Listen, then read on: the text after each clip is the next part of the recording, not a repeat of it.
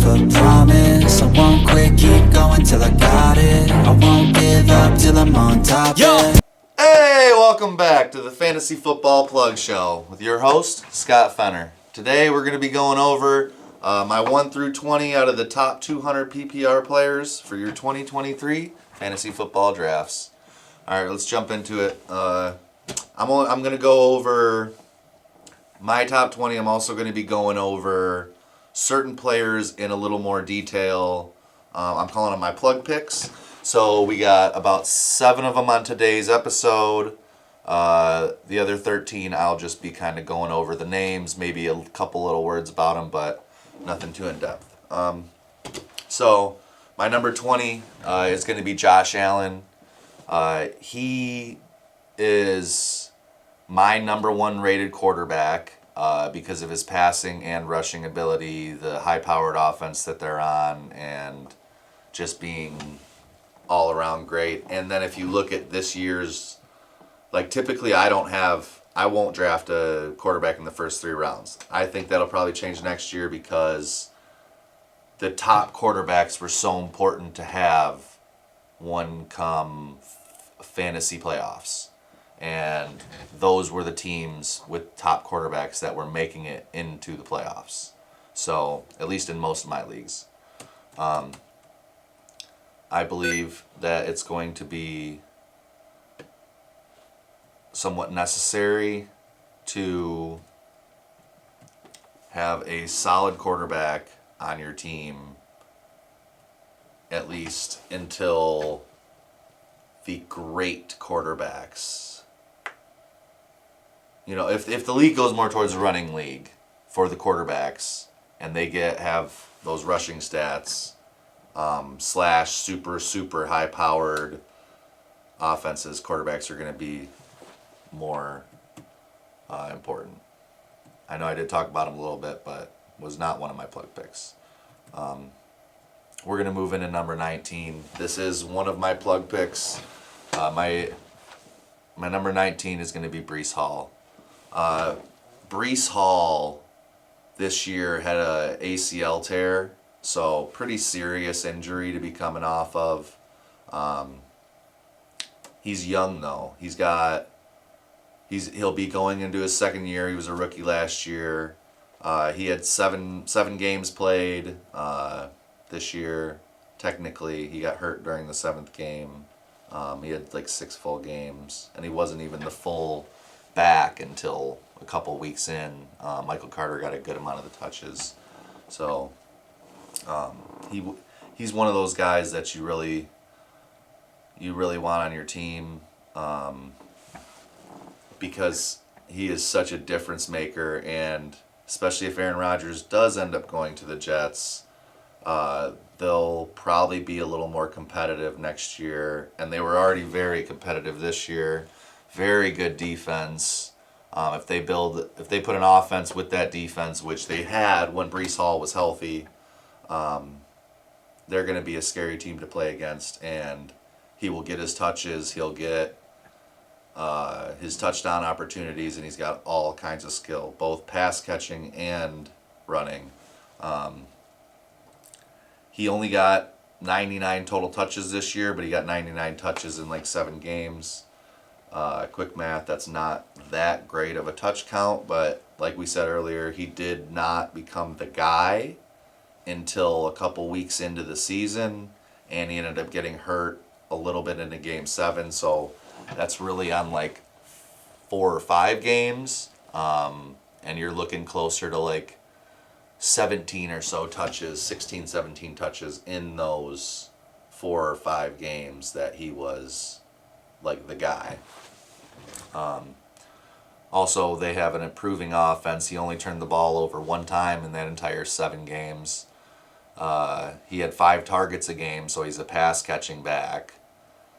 Breece Hall is somebody who, if you're willing to take the risk of a re-injury, because he might, and here's the thing too, is when he got hurt, the ACL tear is typically like a 9 to 12 month kind of injury. So if you hurt yourself middle of the season, you might be back for training camp, not super likely, or more than likely you're going to miss the first few games. So you kind of want to bake that in. He might move down my list depending on where he's at as it gets closer to the season. If he's going to miss no games, 1 game, 5 games, big difference there. But when he is on the field, I do think he's going to be a guy that you're going to want on your fantasy football team. So even if he does drop a little bit, I'm still going to have him ranked fairly high because he is such an explosive running back with such good pass catching ability on a vastly improving New York Jets team. So we're going to move on to number 18. My number 18 is going to be Joe Mixon. Since he's looked great this year, I know they just got knocked out, but he's a solid floor player kind of guy, which is why I got him at my number 18 slot. He'll likely be a top 10 back at the end of the year, and a blow up game here and there, but he's going to give you a solid floor. Number 17 is going to be Jalen Waddle. Jalen Waddle has vastly benefited, even though he was great a couple years ago. He has benefited from Tyreek Hill coming into town and taking so much attention. I was a little bit worried because I wasn't fully sure on Tua yet. Tua looks great when he's healthy. His passer rating is out of the world, but I think a lot of that has to do with his skilled wide receivers. The Miami Dolphins are getting way better, and Jalen Waddle's another player that you're going to want to really have on your team.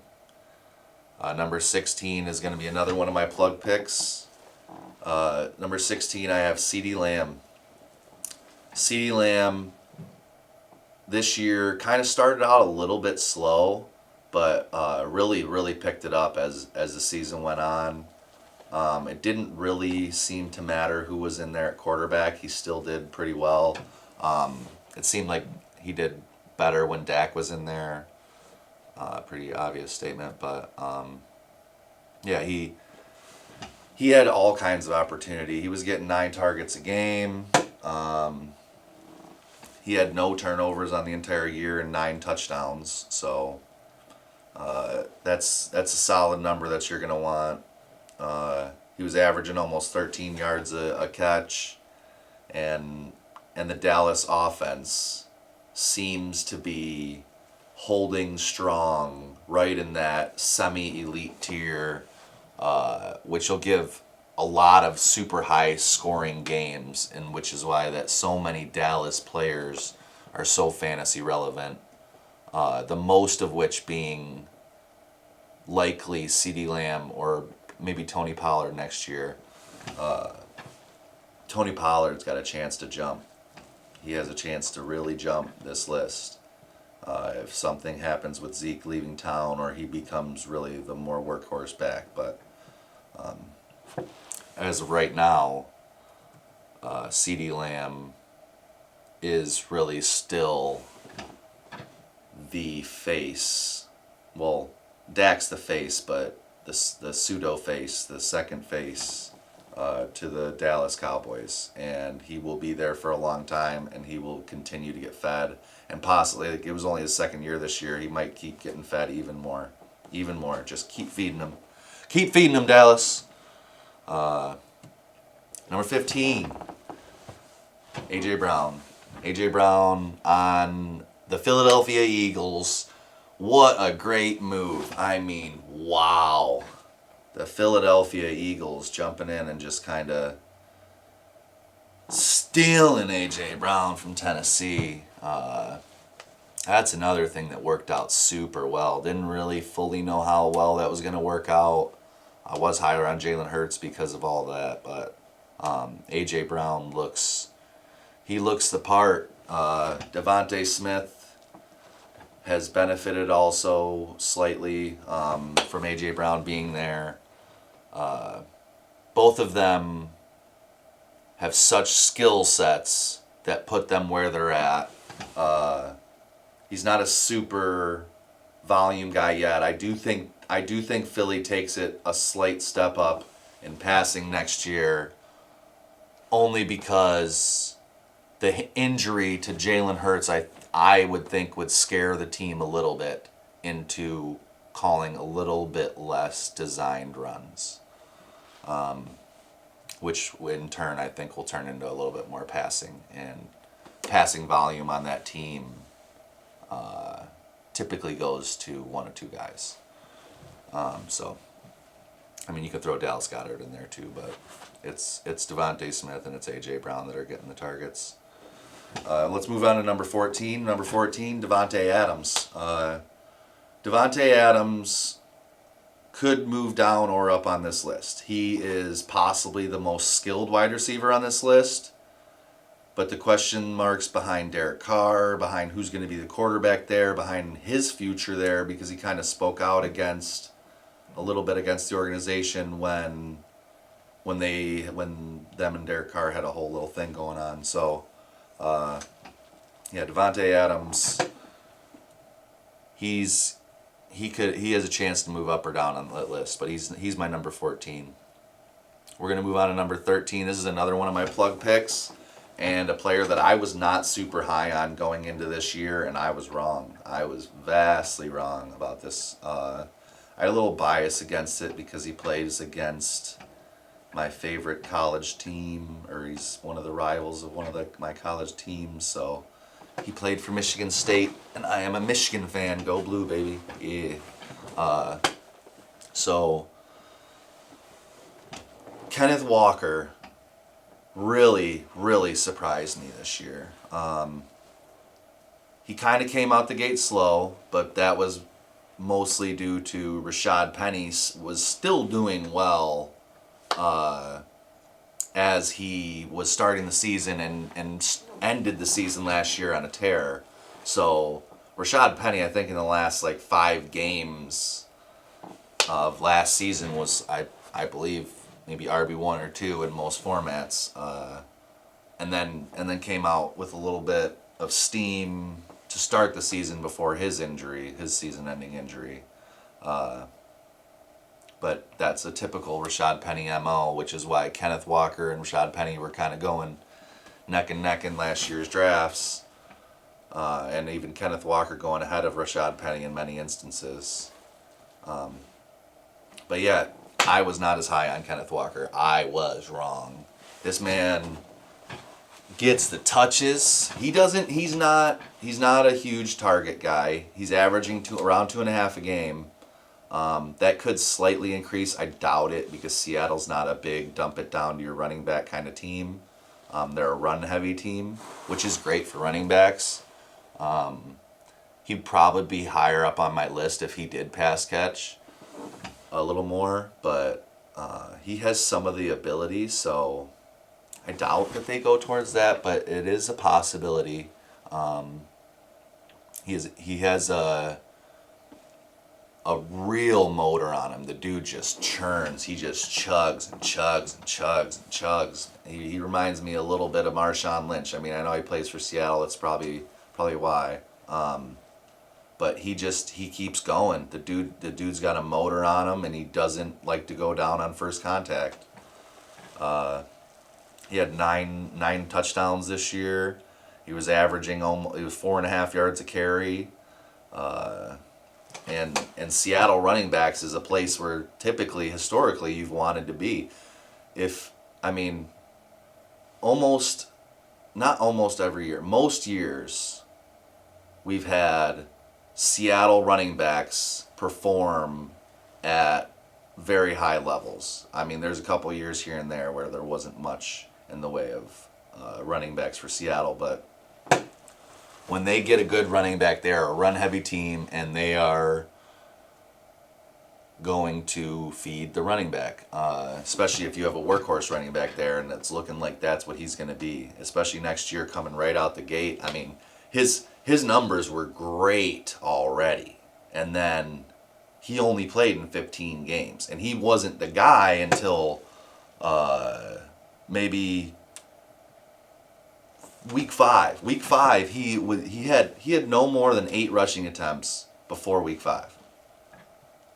Week 5 or before. So the first 5 weeks of the season, he had no more than 8 carries in any game, and he still ended up with 228 rushing attempts at the end of the year. I mean, the dude's gonna get fed, and they've realized that he is the guy that they want to ride, at least for the next few years. And they also have DK Metcalf and Tyler Lockett to keep defenses honest, because if the defenses all want to try to stack boxes, Geno Smith, another one that surprised me this year, this dude came out firing, man. I mean, I was not high on DK or Lockett because Geno is going to be the quarterback. On the flip side, I was also wrong about the whole Russell Wilson Denver thing. Kind of thought that was going to work out a little better than it did. I still have optimism for this year, but yeah, Geno Smith looked real good this year, and he is going to be a player that elevates the entire team. So are all of them, really. And Seattle has a chance. If they can get a defense, they could have a chance to be contending, like Super Bowl contending. They really just need a defense. We're going to move on to my number 12. This guy finished very high this year, and it feels a little bit disrespectful to have him at 12, but Josh Jacobs at 12. Again, because of the uncertainty of where he's going to be. He was on a contract year this year, so I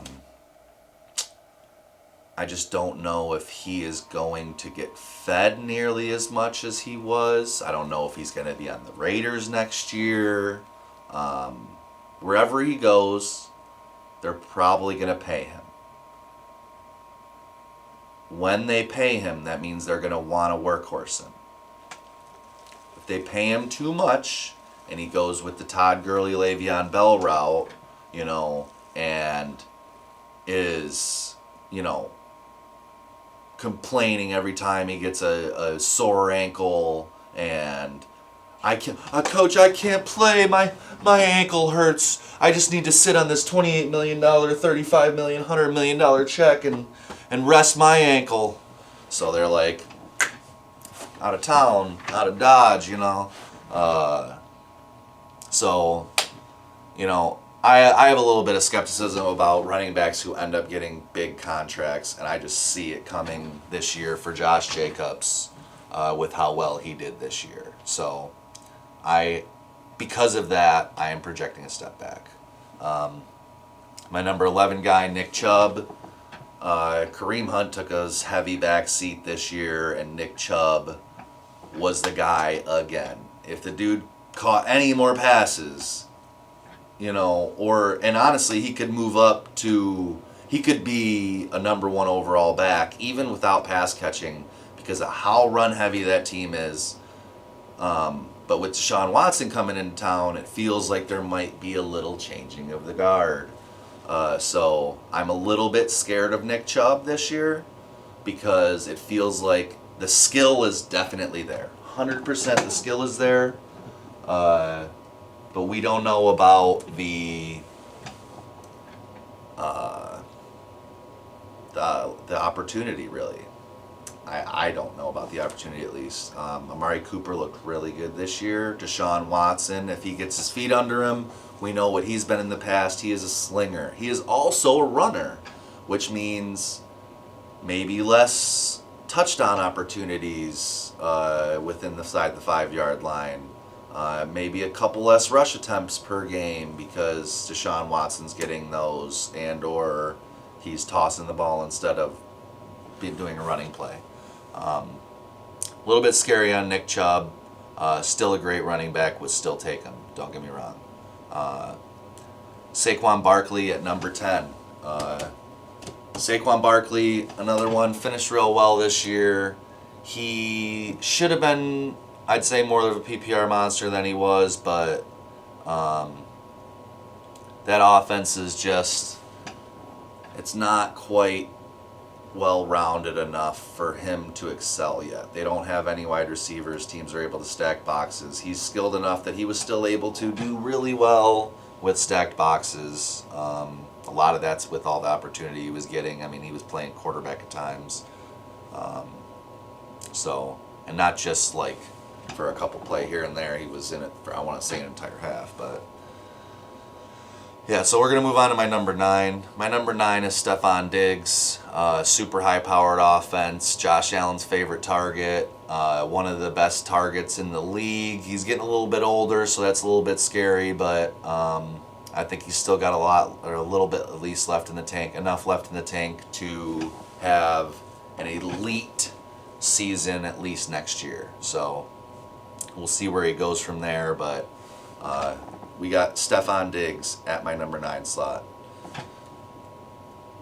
We're going to move on to number 8. Number 8 is going to be Jamar Chase.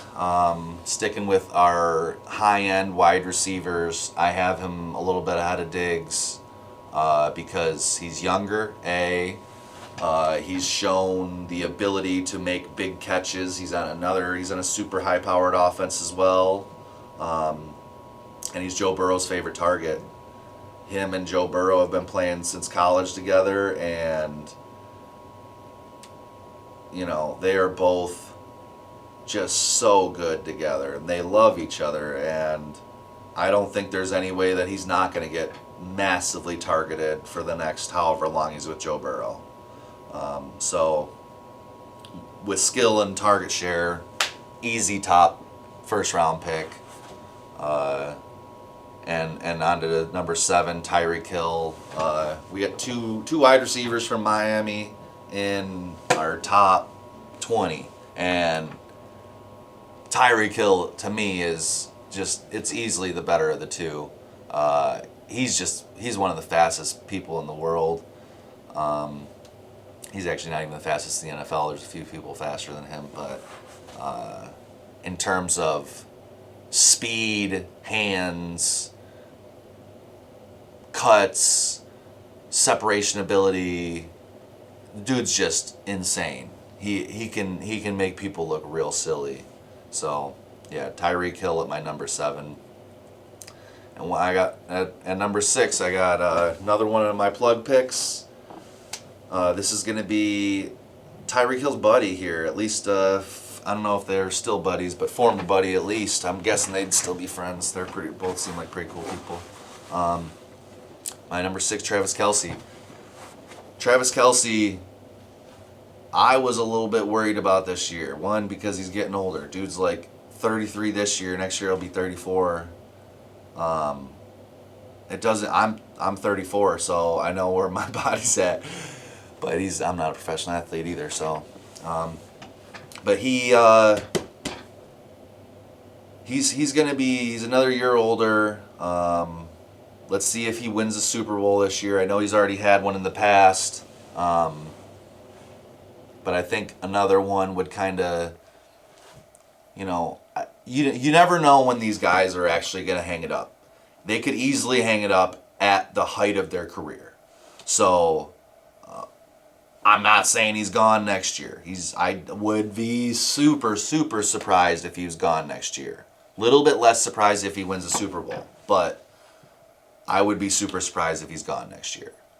I do fully expect another season of 1,000+ yards, of Travis Kelce being the tight end 1, of Patrick Mahomes' favorite target, of the favorite target on a super high-powered offense. And I do think Kadarius Toney takes a step forward, and Clyde Edwards-Helaire, Jerick McKinnon maybe kind of, or another back that you guys might know about there that could take over.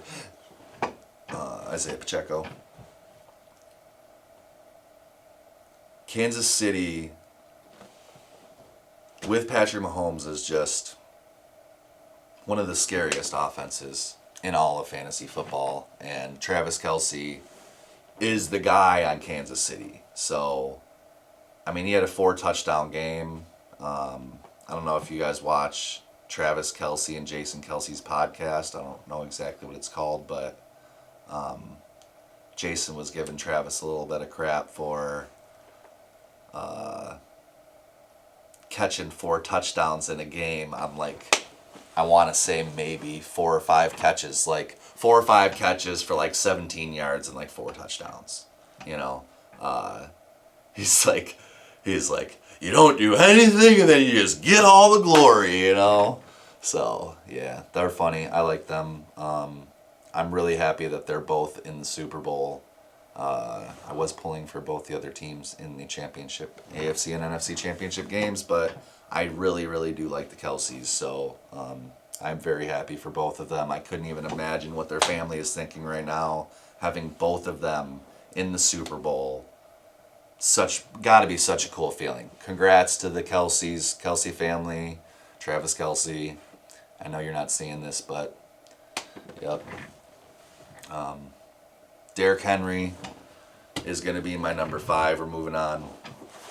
Derrick Henry, just a beast. The dude is a tank. I mean, I don't know exact height and weight, but he's something around 7'3", 800 pounds. The dude, he's just a bowling ball out there, and he'll roll over anybody. And when he gets going, he's got some speed to him too. I mean, not breakaway speed. He's probably, when he gets past everybody, yeah, he can kind of get downhill and maybe outrun some of the slower DBs, but he's typically not going to outrun too many people. It's just the fact of his sheer size, of the 1,000,000-pound size, that makes it essentially impossible for you to tackle him. I mean, this ain't Marvel or DC, but if you go try to tackle the Hulk, I think you're kind of gonna get an idea of what exactly you need to do in order to get Derrick Henry down. We're gonna move on to my number 4. Another guy with huge injury risk baked in. I was a little bit hesitant to put him this high. But ultimately he would be even higher if he was healthy, stayed healthy all year, and we knew his quarterback situation for next year. I'm guessing it's going to be Matt Stafford, but Cooper Kupp has some question marks around him. Cooper Kupp is a player that I need to be good because I feel like he is going to go later than he should because of the injury, and I would love to pair him with another stud and take him in the 2nd round. I have him listed at my number 4 because I truly believe he has the ability to be the number 1 overall fantasy asset in 2023's draft. Some of that is going to depend on whether he's fully healthy going into the season, which I would imagine so, because I'm pretty sure he was healthy, and they said healthy enough to play this season if they were going to end up being Super Bowl contenders. And another thing is Cam Akers coming in at the end of the season, kind of making a little splash, turning into what I thought he was going to be a couple years ago. This offense is getting better slowly. I mean, they were Super Bowl champs a couple years ago. This past year, they did not look like contenders for the first half of the season. Then they started looking way better at the end of the season. Cam Akers got his stuff together, and they didn't even have Cooper Kupp. They were throwing the ball to Ben Skoranek. They were throwing the ball to just anybody. Van Jefferson. Like, they didn't have nobody. Tyler Higbee. They didn't have nobody. So, and I don't know if they're going to have too much next year at Allen Robinson. So Cooper Kupp will likely, if he's there and he's healthy, he's getting another year older. But he's a guy that I like to still hold that elite, high target, insane volume And he's got a nose for the end zone. So he's a guy that I want on my team.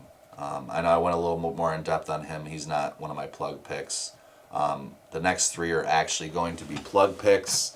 I know my top heavy, I wanted to go kind of plug picks top heavy. So my number 3, Justin Jefferson. Justin Jefferson. This guy right here. He played with Joe Burrow in college. I thought he was the better than Jamar Chase coming out of college. This guy is breaking records left and right. He's breaking Randy Moss's records. He's breaking rookie records. He's breaking second-year records, third-year records. Every year he plays, he's breaking more records. Dude's just a record-breaking machine, and that is a player that you want on your fantasy team. If they're breaking records, they're scoring a lot of points for you. The dude's averaging 14 yards a catch. He didn't only have 9 touchdowns this year. Only 9 is pretty good to say when you're talking about touchdowns over a 17-game span. But he was averaging 11 targets a game. That's something that over double-digit targets is not average, is not what most fantasy players are doing. The dude just goes crazy. He's the most targeted wide receiver. He had, I think, 184 targets, with likely a similar target share coming next year. He's got a returning quarterback next year. They have a good offense also with many pieces to not be able to. I mean, they do lock down on him. They like to double team him. If I'm just being honest, I have seen at times where he seems like a little bit whiny because he's not able to break away from those double teams, or feels like Kirk Cousins should kind of force the ball in there and he'll catch it. Now, I've watched plenty of times where Kirk Cousins goes, okay, I'll force the ball in there, and then he just doesn't catch it. So, but I've also watched, if you guys saw this year, he had one of probably my favorite catch of all time. I probably had a little bit of bias because he was on my fantasy team at the time, but where he just laid out to the side. It was almost like the Odell catch, but situationally, the timing, everything about it was just immaculate and helped them win that game.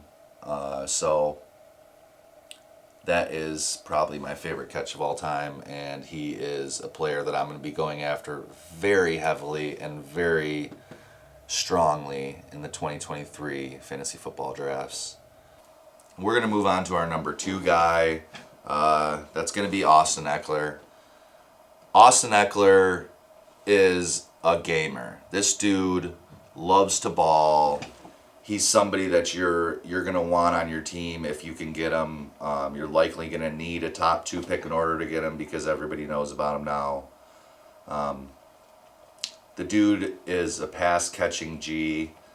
He's averaging like 7.5 targets a game, which is just insane. He had 18 total touchdowns. That's in 17 games, so he's averaging more than a touchdown a game. He's still at 4.5 yards a carry, so that's not bad at all.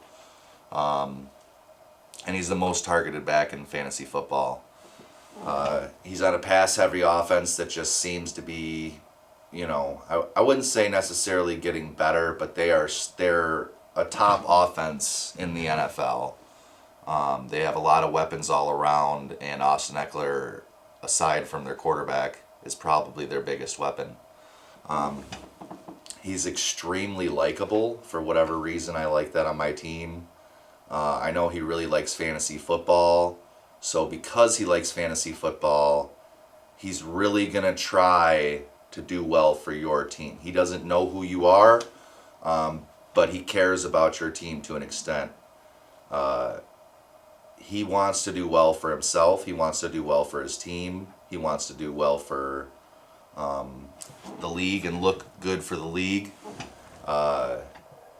He seems like a very moral guy, and he also seems like a guy who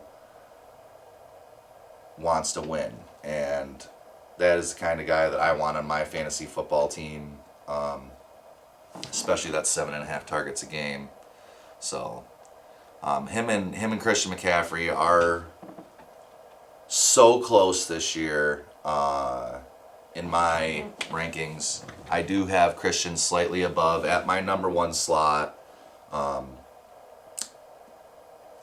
Austin Eckler is the slightly more targeted back, but if you're talking about I am a total opportunity kind of guy, Christian McCaffrey right around 19 opportunities a game between pass catching and running, and Austin Eckler was averaging right around 18. Christian McCaffrey likely next year will not be out targeting Austin Eckler. He has been in that in the past. He's been the guy in the past who's getting 140 plus targets a season. And I just don't see that in San Fran. San Fran's got too many pieces. They're not a dump it down to the running back kind of position. I mean, because they have Christian McCaffrey, they're somewhat forced to do that because he's so skilled. But that's not their MO. That's not their identity. So I believe that they will, utilize him. Don't get me wrong. They're just not going to utilize his passing game as much as a Carolina would. I think that he'll have plenty more opportunities and touchdowns than he would have in Carolina, which will help his overall. He'll still get the targets, at least a decent amount. In the 7 games that he played with them, he had 65 targets, so that's like 6 a game. It's pretty good. He only had 1 turnover. In the 11 games that he played, he had 65 targets.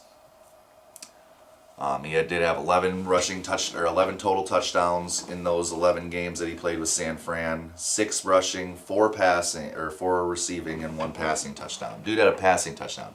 You have a player who can get rushing, receiving, and a passing touchdown. And on top of that, if you guys didn't know, he's like the next quarterback if something happens. So in this past NFC Championship game, we all know Jimmy Garoppolo and Trey Lance were already hurt going into that game. So their third string guy, Brock Purdy, who looks pretty darn good, he ended up hurting his UCL and coming out, and Johnson came in, ended up getting hurt as well, and Christian McCaffrey is that next guy. Brock Purdy was able to, man up and get out there, but he wasn't really able to throw the ball at all, so I do think that they weren't prepared for that, and which is they didn't end up going towards that. But if that was a regular season game, I would say more than likely Christian McCaffrey would have taken over that as like a wildcat quarterback kind of situation.